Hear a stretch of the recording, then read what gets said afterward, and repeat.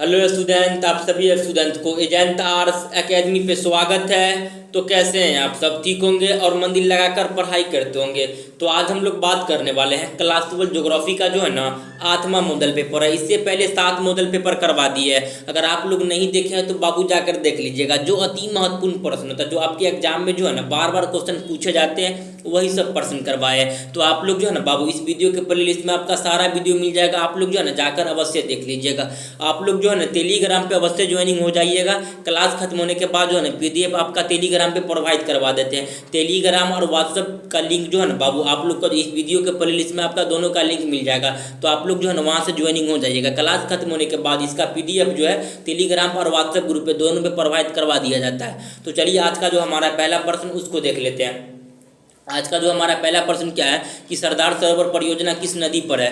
Option number A में नर्मदा नदी, option number B में गंगा नदी, ऑप्शन नंबर सी में कोसी नदी, ऑप्शन नंबर डी में दामोदर नदी। इसका जो आंसर हो जाएगा ना बाबू क्या हो जाएगा? ऑप्शन नंबर क्या हो जाएगा? ए हो जाएगा। सरदार सरोवर परियोजना जो है किस नदी पर है? तो नर्मदा नदी। क्या हो जाएगा? ऑप्शन नंबर क्या हो जाएगा बाबू? ये हो जाएगा। आप कभी कभी क्या क्या पूछता है, कौन सा नदी को जो है ना बाबू शौक कहा जाता है? कौन सा नदी को शौक कहा जाता है? वो कोसी नदी को शौक कहा जाता है। आपके एग्जाम में जो है ना कभी कभी जो आपके एग्जाम में क्वेश्चन आता है, कौन सा नदी को जो है ना शौक कहा जाता है, तो कोसी नदी याद रखिएगा। तो क्या इसका जो आंसर हो जाएगा ना ऑप्शन नंबर क्या हो जाएगा? ए हो जाएगा। सरदार सरोवर परियोजना किस नदी पर है? तो नर्मदा नदी। ऑप्शन नंबर क्या हो जाएगा? ए हो जाएगा। तो चलिए क्वेश्चन नंबर 2 को देख लेते हैं। क्वेश्चन नंबर 2 में क्या है कि बाबा बुदन पहाड़ी है। ऑप्शन नंबर ए में कर्नाटक, ऑप्शन नंबर बी में गोवा, ऑप्शन नंबर सी में झारखंड, ऑप्शन नंबर डी में उड़ीसा। इसका जो आंसर हो जाएगा ना ऑप्शन नंबर क्या हो जाएगा? ए हो जाएगा। बाबा बुदन की पहाड़ी कहाँ पे है? तो बाबू कर्नाटक में। ऑप्शन नंबर क्या हो जाएगा? ए हो जाएगा। कभी कभी क्या पूछता है कि बाबा बुदन की पहाड़ी जो है ना किस लिए प्रसिद्ध है? तो लौह अशक के लिए। किस लिए प्रसिद्ध है? तो बाबू लौह अशक के लिए प्रसिद्ध है। आप लोग इसको भी अच्छे से याद रखिएगा। बाबा बुदन की पहाड़ी कहाँ पे है? कर्नाटक में। आप लोग इसको अच्छे से याद रखिएगा।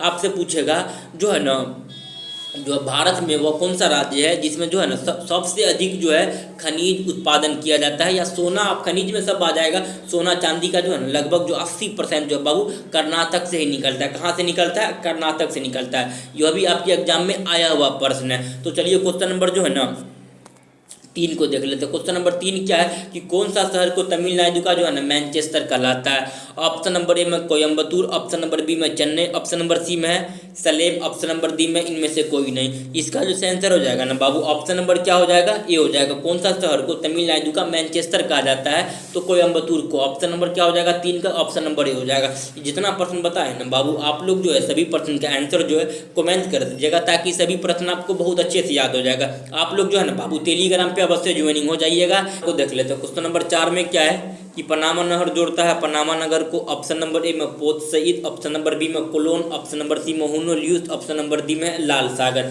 इसका जो आंसर हो जाएगा ना बाबू ऑप्शन नंबर क्या हो जाएगा? बी हो जाएगा। पनामा नहर जोड़ता है पनामा नगर को किससे जोड़ता है बाबू? तो कोलोन से जोड़ता है। तो क्या हो जाएगा? ऑप्शन नंबर बी हो जाएगा। आप लोग जो है ना बाबू सभी प्रश्न का आंसर जो है ना कमेंट कर दीजिएगा, ताकि सभी प्रश्न आपको अच्छे से याद हो जाएगा। यही सब प्रश्न जो है ना आपके एग्जाम में पूछे जाने वाला है। इससे बाहर आपको कोई एक भी बाहर का प्रश्न नहीं मिलेगा देखने के लिए। आप लोग जो है ना सभी प्रश्न का आंसर कमेंट कर दीजिएगा। तो चलिए क्वेश्चन नंबर 5 को देखते हैं। क्वेश्चन नंबर 5 में क्या है कि संदेशों का आदान प्रदान कहलाता है? ऑप्शन नंबर ए में दूरसंचार, ऑप्शन नंबर बी में वक्तव्य, ऑप्शन नंबर डी में परिवहन, ऑप्शन नंबर डी में संचार। इसका जो आंसर हो जाएगा ना बाबू ऑप्शन नंबर क्या हो जाएगा? डी हो जाएगा। संदेशों का जो है आदान प्रदान क्या कहलाता है? तो संचार कहलाता है। क्या हो जाएगा? ऑप्शन नंबर डी हो जाएगा। आप लोग जो है ना बाबू सभी प्रश्न का आंसर जो है अच्छे से याद कर लीजिएगा। यही सब प्रश्न जो है ना आपके एग्जाम में आने वाला है। तो चलिए क्वेश्चन नंबर 6 को देख लेते हैं। क्वेश्चन नंबर 6 में क्या है किस वस्तु का निर्यात उदारीकरण के बाद बढ़ा है? ऑप्शन नंबर ए में उर्वरक, ऑप्शन नंबर बी में पेट्रोलियम, ऑप्शन नंबर सी में इंजीनियरिंग, ऑप्शन नंबर डी में इनमें से सभी। इसका जो आंसर हो जाएगा ना क्या हो जाएगा? ऑप्शन नंबर क्या हो जाएगा बाबू? ऑप्शन नंबर सी हो जाएगा। किस वस्तु का जो है ना निर्यात जो है उदारीकरण के बाद बढ़ा? तो क्या हो जाएगा? ऑप्शन नंबर सी हो जाएगा, इंजीनियरिंग। तो चलिए क्वेश्चन नंबर 7 को देख लेते हैं। क्वेश्चन नंबर 7 में क्या है कि मेगानगर की जो है ना जनसंख्या कितनी होती है? ऑप्शन नंबर ए में है 10 लाख, ऑप्शन नंबर बी में 50 लाख से अधिक, ऑप्शन नंबर सी में है 50 लाख से कम, ऑप्शन नंबर डी में है 1 लाख। इसका जो आंसर हो जाएगा ना बाबू ऑप्शन नंबर क्या हो जाएगा? बी हो जाएगा। जो है ना मेघानगर की जनसंख्या कितनी होती है, तो 50 लाख से अधिक। कितना होती है बाबू, 50 लाख से अधिक। यह आपके एग्जाम में जो है ना कई बार प्रश्न आया हुआ है, तो बाबू आप लोग इसको अच्छे से याद रखिएगा। जो है ना मेघानगर की जनसंख्या कितनी होती है, तो 50 लाख से अधिक। आपसे पूछेगा महानगर की जनसंख्या कितनी होती है, तो 10 लाख से अधिक। कितना होती है महानगर की जनसंख्या, 10 लाख से अधिक। मेघानगर की जनसंख्या 50 लाख से अधिक। आप लोग ये बाबू दोनों टर्म को अच्छे से याद रखिएगा। तो चलिए क्वेश्चन नंबर 8 को देख लेते हैं। क्वेश्चन नंबर 8 में क्या है, किस फसल को जो है ना उजला सोना कहा जाता है। ऑप्शन नंबर ए में जूट को, ऑप्शन नंबर बी में कपास को, ऑप्शन नंबर डी में गेहूं, ऑप्शन नंबर डी में है गन्ना। इसका जो आंसर हो जाएगा ना बाबू, ऑप्शन नंबर क्या हो जाएगा, बी हो जाएगा। किस फसल को जो है ना उजला सोना कहा जाता है, तो कपास को कहा जाता है। किसे कहा जाता है, कपास को कहा जाता है। आप लोग जो है ना बाबू जितना प्रश्न बता रहे हैं, जो अति महत्वपूर्ण प्रश्न है ना, वही सब प्रश्न बता रहे हैं। आप लोग जो है ना सभी प्रश्न का आंसर याद कर लीजिएगा, ताकि जो है ना आपको सभी प्रश्न बहुत अच्छे से याद हो जाएगा। यही सब प्रश्न जो है ना आपके एग्जाम में आने वाला है। तो चलिए क्वेश्चन नंबर 9 को देख लेते हैं। क्वेश्चन नंबर 9 में क्या है कि किस खनिज को जो है ना उजला सोना, तरल सोना कहा जाता है। किस खनिज को जो है तरल सोना कहा जाता है। यहाँ एक देखिए, आप जो है इससे पहले बाबू पूछा गया था, किस जो है ना खनिज को जो है तरल सोना कहा जाता है, अभी पूछे हुआ, इससे पहले पूछे हुआ था कि इस फसल को जो है ना बाबू उजला सोना कहा जाता है। तो आप लोग यहाँ अच्छे से याद रखिए, अगर फसल पूछ रहा है तो क्या हो जाएगा, कपास हो जाएगा। आपका जो है ना खनिज पूछ रहा है कौन सा तरल होगा, तरल सोना कहा जाता है, तो आपका जो है ना बाबू पेट्रोलियम को जो है ना तरल सोना कहा जाता है। किसे कहा जाता है, ऑप्शन नंबर क्या हो जाएगा, डी हो जाएगा। किस खनिज को जो है ना तरल सोना कहा जाता है, तो पेट्रोलियम। आपसे पूछेगा किस फसल को जो है ना उजला सोना कहा जाता है, तो याद रखिएगा कपास को। किस खनिज को तरल सोना कहा जाता है, तो पेट्रोलियम। आप लोग ये दोनों अच्छों को याद रखिएगा, दोनों में से एगो प्रश्न आपके एग्जाम में आता ही है। तो चलिए क्वेश्चन नंबर 10 को देख लेते हैं। क्वेश्चन नंबर 10 में क्या है कि मणिपाल सॉफ्टवेयर टेक्निक पार्क कहाँ स्थित है। ऑप्शन नंबर ए में चंडीगढ़, ऑप्शन नंबर बी में Himachal Pradesh, option number D में कर्नाटक, ऑप्शन नंबर डी में है झारखंड। इसका जो आंसर हो जाएगा ना बाबू, ऑप्शन नंबर क्या हो जाएगा, सी हो जाएगा, मणिपाल। देखिए आपसे पूछेगा कि मणिपाल जो है ना, मणिपाल देखिए यहाँ मणिपाल है, मणिपुर नहीं है। अच्छे से ध्यान रखिए, यहाँ मणिपाल दिए हुआ, अगर मणिपुर रहता तो क्या हो जाता, पश्चिम बंगाल तो है ही नहीं है इस ऑप्शन में। वैसे आप लोग तो मणिपुर रहेगा तो पश्चिम बंगाल होगा, लेकिन मणिपुर तो ऑप्शन में है ही नहीं है। तो आप लोग कर्नाटक में कहाँ लगाइएगा बाबू, टिक।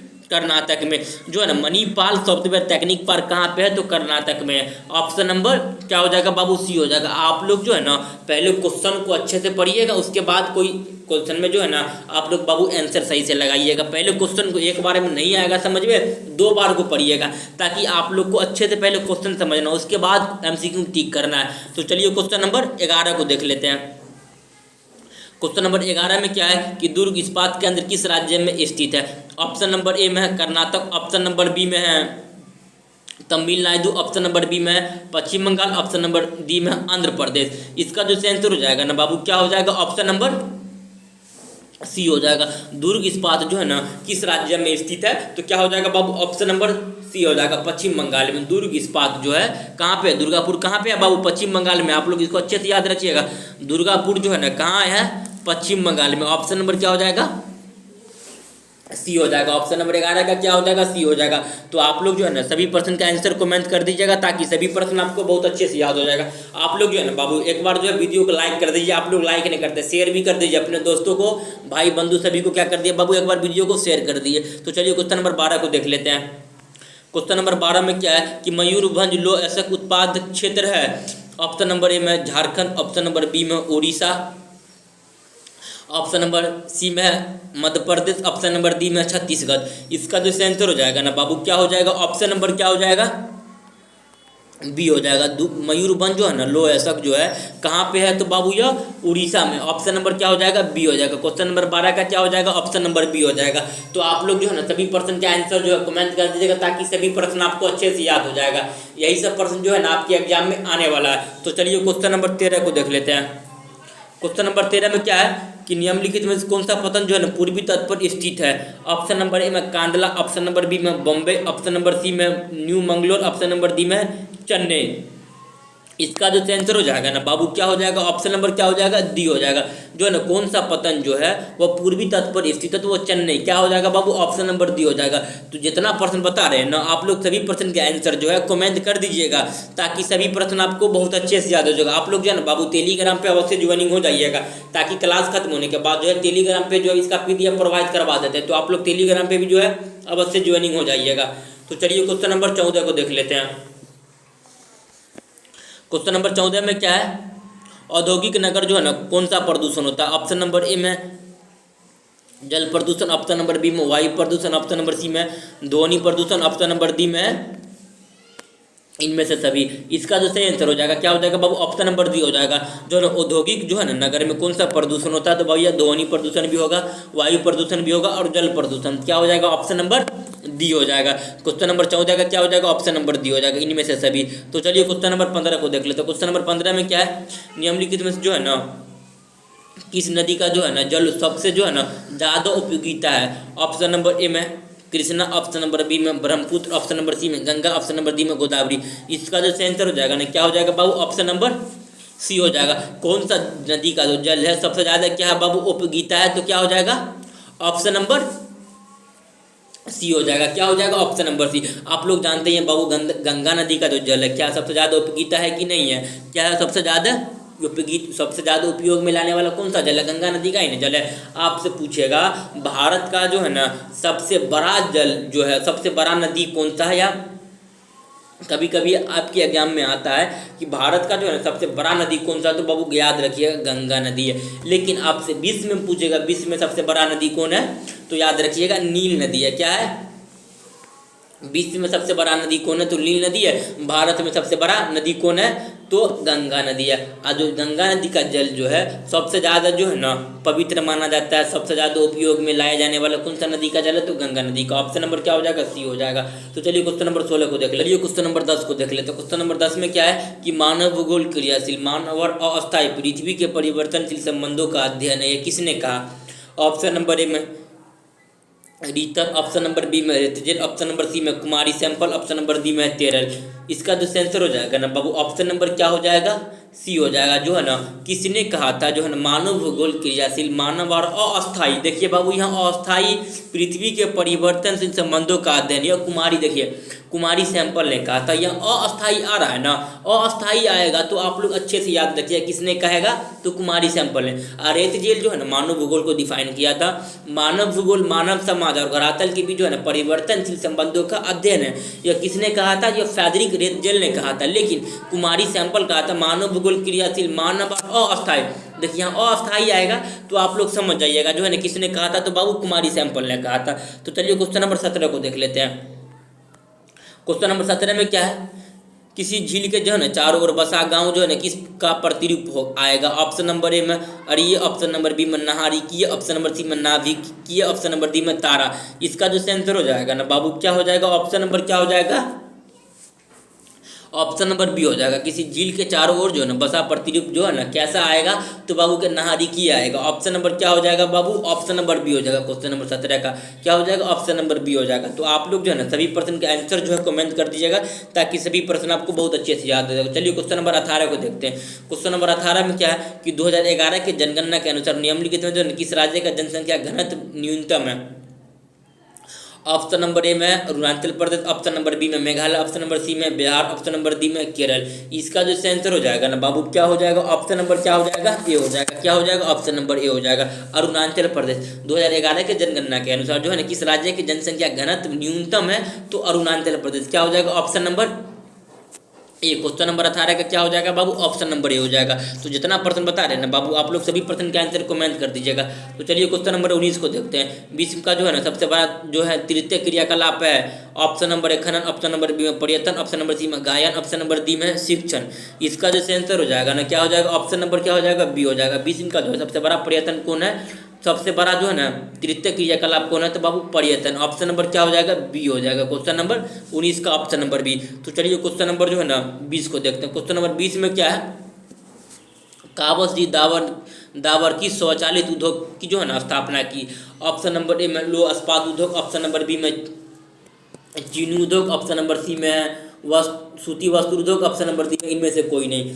इसका जो आंसर हो जाएगा ना बाबू क्या हो जाएगा, ऑप्शन नंबर क्या हो जाएगा, ऑप्शन नंबर जो है ना आपका सी हो जाएगा। जो है ना काबस जी दावर ने है ना जो है कौन सा खनिज का जो है ना स्वचालित किया था, तो ऑप्शन नंबर क्या हो जाएगा बाबू, सी हो जाएगा, सूती वस्त्र उद्योग। यह भी आपके एग्जाम में जो है ना बाबू कई बार आपके एग्जाम में आया हुआ प्रश्न है, तो आप लोग जो है ना सभी प्रश्न का आंसर कमेंट कर दीजिएगा। तो चलिए क्वेश्चन नंबर 21 को देख लेते हैं। क्वेश्चन नंबर 21 में क्या है कि रावत भाता परमाणु ऊर्जा जो है ना सदन किस राज्य में व्यवस्थित है, तो ऑप्शन नंबर ए में Uttar Pradesh, option number B में Madhya Pradesh, option number C में राजस्थान, ऑप्शन नंबर डी में कर्नाटक। इसका जो आंसर हो जाएगा ना बाबू क्या हो जाएगा, ऑप्शन नंबर जो है ना आपका सी हो जाएगा। रावत भाता जो है परमाणु ऊर्जा संयंत्र किस राज्य में व्यवस्थित है, तो राजस्थान। ऑप्शन नंबर क्या हो जाएगा बाबू, सी हो जाएगा। ऑप्शन नंबर क्या हो जाएगा, सी हो जाएगा। जितना प्रश्न बताते हैं ना बाबू आप लोग सभी प्रश्न का आंसर जो है कमेंट कर दीजिएगा, ताकि सभी प्रश्न आपको अच्छे से याद हो जाएगा। तो चलिए क्वेश्चन नंबर 22 को देख लेते हैं।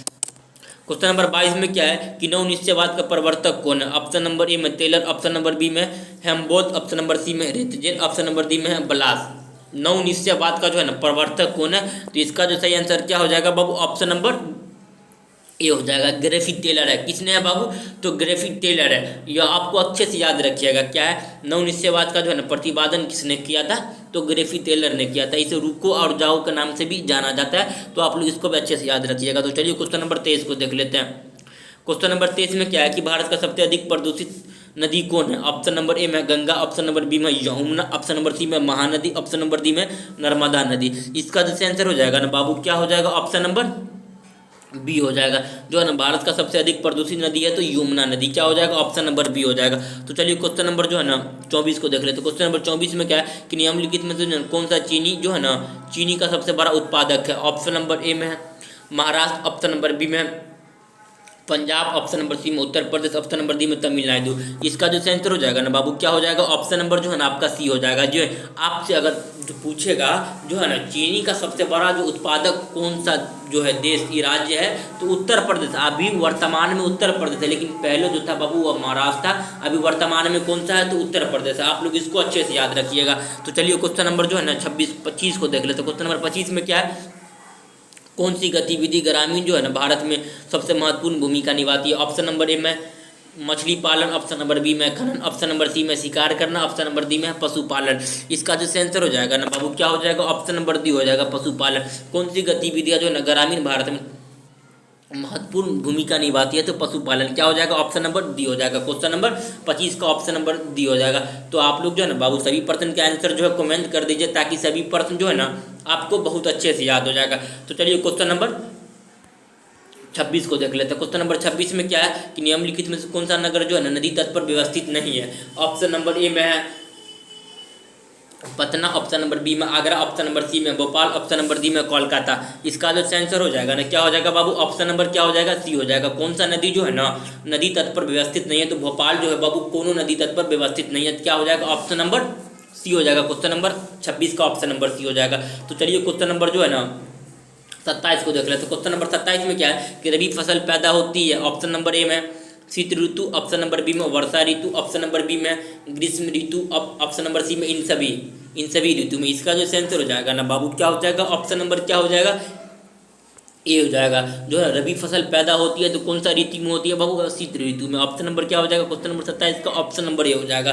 तो चलिए क्वेश्चन नंबर जो है ना 28 को देख लेते हैं। क्वेश्चन नंबर 28 में क्या है कि ज्योग्राफिया जर्नल इसके लेखक कौन है, ऑप्शन नंबर ए में है सैम्पुल, ऑप्शन नंबर बी में वारेनिसियस, ऑप्शन नंबर सी में है रेतजेल, ऑप्शन नंबर डी में है डार्विन। इसका जो आंसर हो जाएगा ना क्या हो जाएगा बाबू, ऑप्शन नंबर जो है ना बी हो जाएगा। ज्योग्राफिया जर्नल इसके लेखक कौन है, तो वारेनिसियस। कौन है, वारेनिसियस। ऑप्शन नंबर क्या हो जाएगा, बी हो जाएगा। क्या हो जाएगा बाबू, ऑप्शन नंबर बी हो जाएगा। तो जितना प्रश्न पता है बाबू आप लोग सभी प्रश्न का आंसर जो है ना कमेंट कर दीजिए, ताकि सभी प्रश्न आपको बहुत अच्छे से याद हो जाएगा। यही सब प्रश्न जो है ना आपके एग्जाम में आने वाला है। इससे बाहर आपको कोई एक भी बाहर का प्रश्न नहीं मिलेगा देखने के लिए। तो चलिए हम लोग मिलते हैं नेक्स्ट क्लास में, तब तक के लिए जय हिंद जय भारत।